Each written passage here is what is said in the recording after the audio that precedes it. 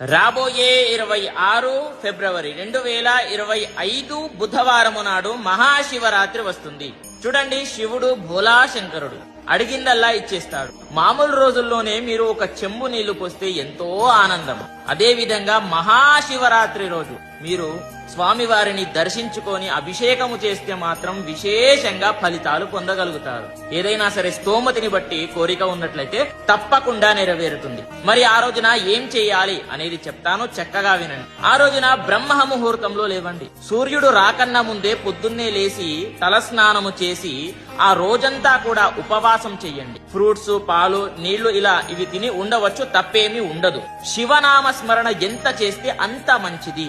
శివ పంచాక్షరి మంత్రాన్ని బాగా జపించండి. ఓం నమ శివాయ, ఓం నమ శివాయ అని. అదే విధంగా ఆ రోజున పడుకోకండి, అంటే జాగరణ చెయ్యాలి. ఆ రోజంతా కూడా శివుడి యొక్క మూవీస్ చూడండి, భజన పాటలు వినండి.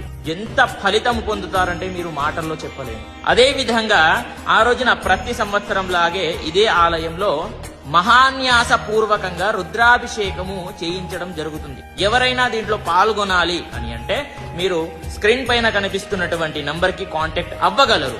వాట్సాప్ లో మెసేజ్ చేస్తే మీకు డీటెయిల్స్ అన్ని కూడా వస్తాయి. అదే విధంగా ఇవన్నీ కూడా ప్రతి ఒక్కరికి కూడా తెలియజేయండి. స్వస్తి, సర్వే జనాః సుఖినో భవంతు.